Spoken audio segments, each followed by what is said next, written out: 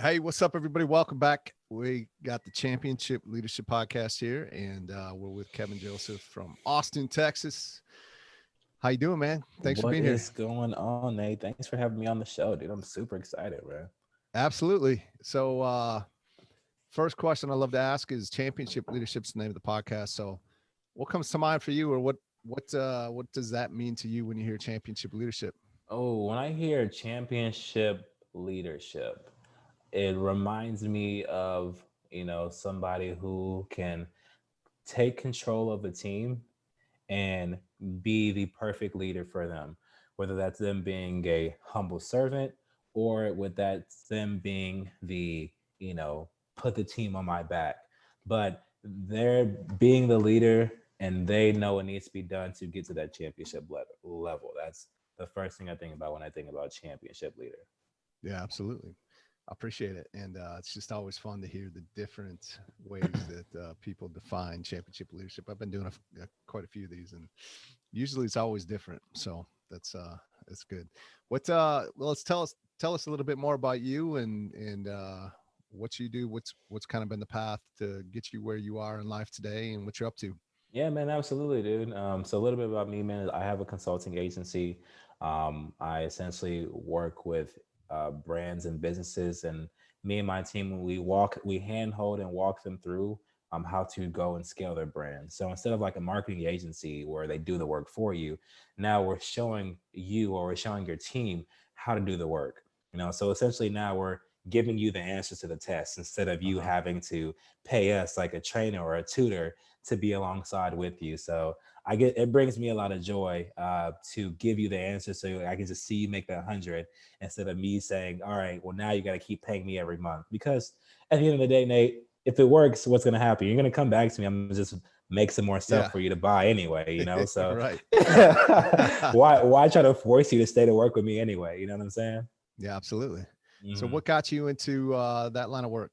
Yeah, man. It's been a long journey. I've been doing this for about 5+ years now. I started off, I'm about 27, about to be 28. About like 6 years ago, I graduated college and I had a full-time job offer working at a railroad company, Oh coming yeah. out of school, making like 60K a year. I was like, hell yeah, like let's get it. Right. And I ended up not getting the job because I was very days ago when it came to doing the testing for it. So because it was a railroad company, I didn't know I need to take all these tests. But Okay. I went in to take a drug test one day, and there was like a drug test, a hearing test, a colorblind test, a vision test, a hearing test. It was all these tests. I was like, dude, I had no idea. Yeah.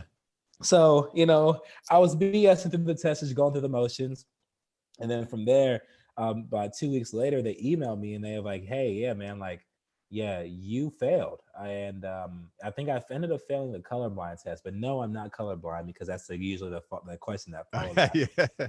I'm Right. not colorblind. Have you ever taken a colorblind Yeah, I think I've test? done one or two of those before So for somewhere. the audience that hasn't, right? Yeah. So what it is, it's a book, maybe like the size of your palm, and Yeah. it has like corresponding colors in it. And there's a number that's hidden, a color, a number or a letter, whatever that's Yeah. hidden, in the corresponding colors. And so, you're just flipping it. So on my end, Nate, I was just like 7, 11, 12, whatever, two. Yeah. And so the woman calls me and says, "Hey, yeah, you ended up missing two and you can only miss one. And so we have to revoke our job offer from you." And I was like, wait, no, Because I of was, that. dude, I was like, I could take it again. Like, it's Yeah. okay. Like, no, I was just playing. Dude. So when they took the job offer from me, man, I was just like, man, dude, like, what do I want to do? Like, I had a corporate internship and like I didn't like the taste of corporate, and that was just kind of like the final, like, salt in the wound for me to be like, Hmm. I'm really not trying to do that again. And so, dude, I just did what any other 21-year-old would do at the time, and I looked up how to make money online. Yeah. I found out about high ticket affiliate marketing. Okay. And then from there, I went from high ticket affiliate marketing. Obviously, I can't come to you, Nate, and be like, hey, you want to buy this $5,000 package I got over the internet? No, Yeah. I had to figure out how to sell this high ticket affiliate product now that I bought it.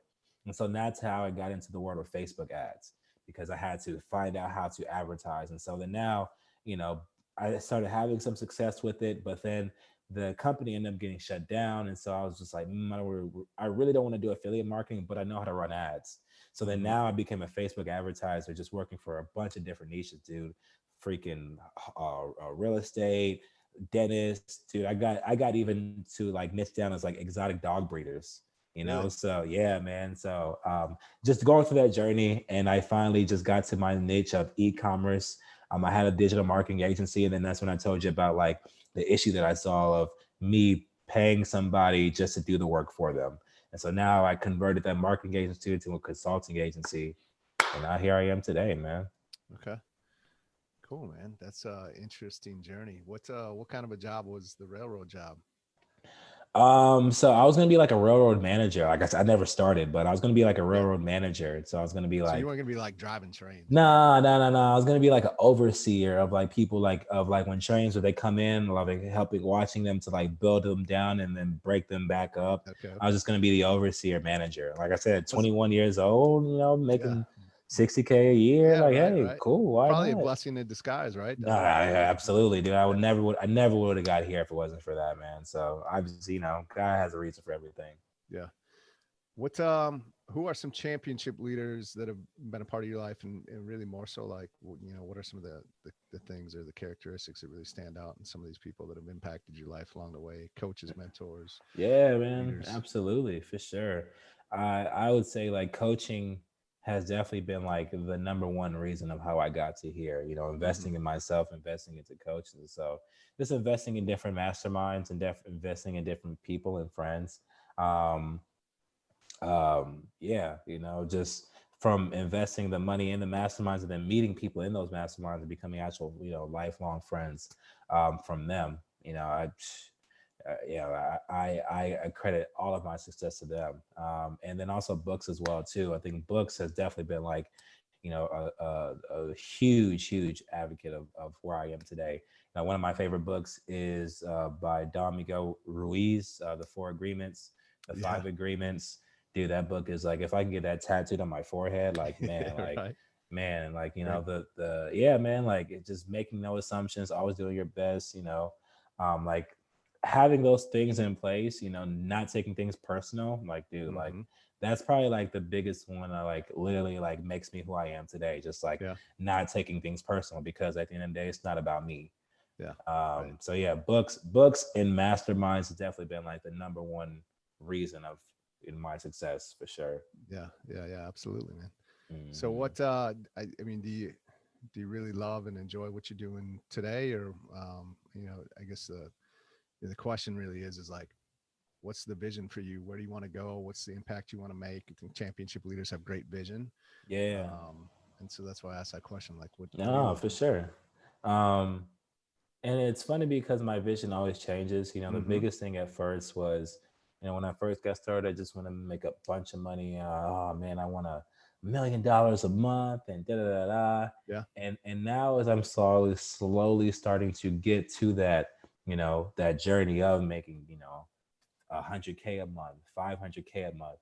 I'm now seeing like my energy is more so shifting to people, like really my team, really investing into them. That's really like, seeing, hey, what is going to make you guys happy? And that's when you said that championship leadership, that was the first thing I thought of, because, at the end of the day, yeah, this is my company, but these are the guys that are running the show. And so how can I make them happy? For an example, Nate, I was before, for this most of this year, I was having calls with all of my team individuals. So, my Facebook guy, my email guy, my website guy, we're all having individual meetings every day, Monday through Friday. Mm-hmm. Then we had a team meeting on Saturday, with our, my message, everybody all together. And on that team meeting, I was asking them, hey, so what are some things that's working, what's not working, what are some things you want to improve? And the fact that somebody on my team was comfortable enough with me to say, hey, Kevin, I don't think we need to talk every day. I think Mm-hmm. that's overkill. You know, Also, hey, I don't think another person, hey, let's move our calls to Friday instead of Saturday because we have so much, Friday joy, Friday fun day. And so like not being me being the tyrant, being like, no, Yeah. no, we need to talk and da da da da. Like I was like, cool. Like I thank them so much for them being able to be free and open with me to talk Yeah. with me about that. And like now, like shoot, I'm low key happy he said it because it takes so much less off my plate. So if Yeah. it does, Right. it takes less off my plate. I know it's a lot for them as well too. Yeah. Yeah. So just Absolutely. some small examples of just being that humble leader and just being adaptable. Mm-hmm. Yeah, that's great, man. That's incredible, and you create that too, right? You created that culture, that environment for them to be able to open up like that, and to feel like they could come to you about that stuff, right? Right, exactly, man, exactly, dude. Like my biggest thing is like now, dude, in 2021, man, it's I feel like a lot of business owners, man, we got to get past the concept of like this person is solely going to work for me now, Mm-hmm. because as we saw with the pandemic hit, like people can't do that no more. Right. People can't rely on just one source of income. So for me to say like, yeah, I don't want you to have any other clients but me is Yeah. silly, you know. And Yeah. now they have to even go more out their way to hide it from me, which Mm-hmm. makes them less productive to work for me. Well, Yeah. my thing is like, dude, let me help you to get more clients, because if you get more clients, then now I can make you more efficient working with me, you know. So now I'm giving my team looking not so what they not looking and more so like what's going to make my team successful outside of working with me. How can I make them more happy outside of their job with me? Because now if I'm giving them a benefit of looking forward to come to work, and now even when they get off of working with me, why would they want to leave? Yeah. Yeah. Absolutely.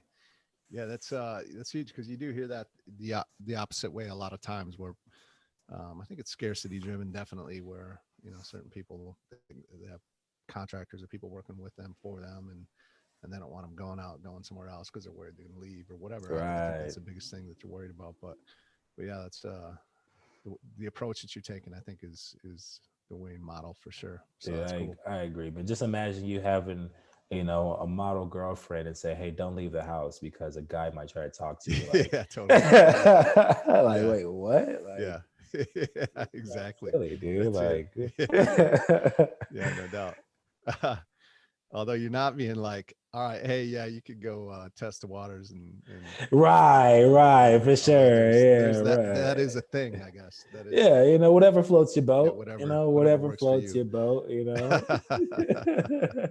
um, what let's switch gears here a little bit. What's like a critical moment or turning point for you in your life? Kind of that um, fork in the road where you know it's always a difficult moment to choose for some, depending on what it is, where you kind of have that gut feeling of where you want to go, but yet you have maybe the other path is kind of the road that most people are traveling down and pulling you towards. And obviously you made the decision you had to get you where you are today, but is there a moment or two? I think we all have a lot of these moments, but sometimes we don't recognize them until later. But what's a moment or two that might come up for you that you could share to the listeners that might be kind of in a similar situation? Yeah, man. Coaching, dude. Like the investing in coaching. Like Yeah. coaching is not cheap, dude. Like, Right. paying 10 grand for a coach when you're Yeah. not making 10 grand is like Been there. Yeah, we've all been there, I think. it's Yeah. like, oh man, like, It's a tough dude, I don't choice. know, man. Like, you know that you gotta do it, Nate. You Yeah. know you're Right. like, dude, like this is going to be, but like you're looking at your pockets. It's like, Yep. man, like Yep. I don't know.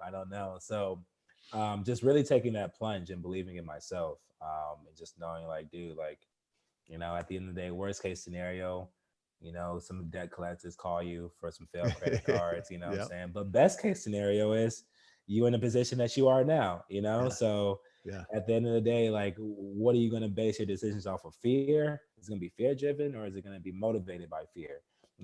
I think that I think that the biggest thing, especially with not even just entrepreneurship, but just like in general, is understanding what fear is, and because I don't think fear is a bad thing. Everybody should have some type of fear or nervousness, about something. If you're about to have a big playoff game, if you're playing football, a good big playoff game, you're gonna have some nerves. If Mm-hmm. you're about to go out and have a big talk in front of 100 plus people, you're gonna have some nerves. But that's Yep. not a bad thing. It's not a thing to run away from. It's a thing to endure. It's a thing to act in spite of. And Mm-hmm. so that's really just been now like my thought process of when I am scared, or when I am uncomfortable, actually doing more. For example, dude, like even when I go to the gym, like I'll be doing, let's say I'm doing bench and I'm saying I'm gonna do 10 and Yeah. I hit 10, I'm like, man, you ain't no bitch, do 12, like Exactly. like I do the same thing. yeah, man, like just because like your mind is like, oh, I'm done, but you just like, nah, like you can do more, Yeah. you can push yourself further, and like that speaks an aspect you take, and I'm sure it's the same as you, Nate, like now you take that mindset from the gym and you do it to other aspects of your business, to your podcast. Yeah, 100%. Absolutely. Yeah, I love that. That's a great example. Come back to that moment where you were getting ready to pay that coach. Because I've had those moments definitely. And what uh, what was it that just like, because it's really all things from the outside are telling you like, man, you're crazy. This is not the way to Right. do it, man. Like you do Right. not You said how you do much? not have Like, this. come And on, bro. if you got a wife or if you got a significant other, it's even harder because now you got to go like Right. sell them and like, Absolutely. babe, hey, Absolutely. I got to do this. You just got to trust me. But Right. And nine times out of 10, he probably failed at something before. So now yeah, she's looking at you like, it's just like, babe, oh come on. yeah, remember this like this time? I'm like, no, this Is time's different. right, right. It's like this time, or this time. Like, exactly, dude. I'm sorry. So what was the question Yeah. now, So Nate? what was what was the coaching for? The coaching was just for overall just marketing business. Just Okay. understanding about, it was really just, it's really just giving me a good foundation of what I need to do with my business. Mm-hmm. At first it was something like, hey, like I was doing Facebook advertising and it wasn't a consulting agency, it wasn't a marketing agency. It was just Mm-hmm. like I get clients, so Yeah. now I need to figure out a way to get more clients. Yeah. But and I'm sure you can imagine now as well, Nate, like with a lot of the times when people, when they have issues, those aren't really the real issues that they have. Yeah. Like when I talk Right. to people now, they say, yeah, I just need help with my audience targeting. I'm like, no, it doesn't seem like it's just your ads. It seems like you need a whole framework Mm-hmm. for your marketing. Yeah. Um, and so, yeah, getting that foundation of really just helping me to understand what my business is and how to create that offer and craft that offer helped me to um, understand it, not just and during that time, but now years down the line.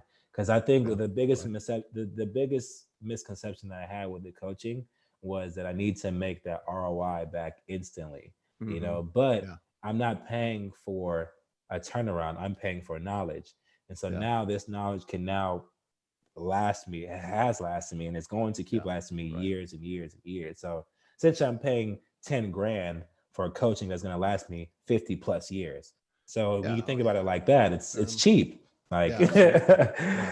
Yeah. Yeah. You get to a certain point, you're like, man, I would do that over and over again. But exactly. in the moment, I get it. It's a difficult. It should be a difficult decision, but you're betting on Mhm. yourself, counting on yourself, have faith and belief in yourself. Obviously, when you're doing that too. So Yeah, it's man. huge, It huge makes part it of makes things a leadership. lot easier. So I'm sure you can attest, Nate. Like now that you've done this coaching, now like when you come to other investing opportunities within yourself, it's the trigger's a lot faster. It's a lot easier. It's It not is. as much things to Yep. think about because like, dude, like now, like, dude, I can spend 5 grand. Cool, whatever. Like, let's do it. Like, Yeah. it's not even. Totally. I feel like I want to make the sales conversations harder for the sales reps because like I already know I'm in. So I'm Yeah. just like, Yeah. let me just I gotta think about it. Just look at them and see like Yeah.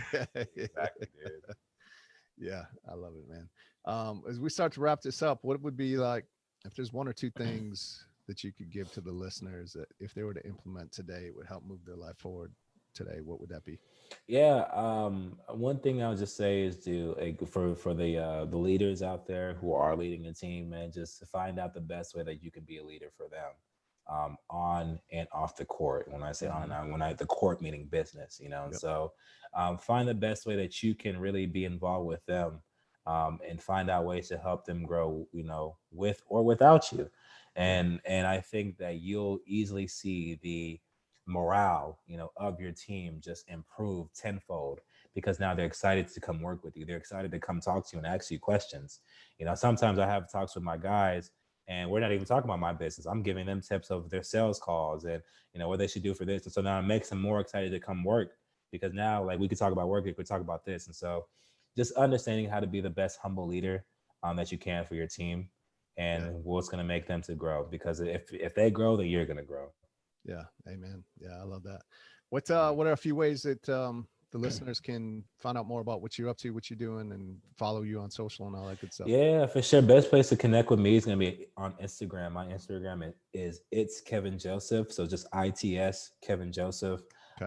And then from there, if anyone listening to this has an online business and they are looking for a framework to get them to more sales, please book a call with me. You can go with workwithkevinj.com/appointment. That's workwithkevinj.com/appointment. And then you'll be able to talk to me or talk to my team, and we can get you right. Awesome. Yeah. We'll get that linked up for everybody too. So it's just easy to access and click. Appreciate you, Kevin, for coming on today. It's been a blast to have you and to get to know you a little bit better and to connect. So thank you. No, man, thank you, man. It's been a blast, man. I look forward to hearing this episode and hearing getting some feedback from your audience, man. Absolutely, man. Well, you have a good day. All right, you too.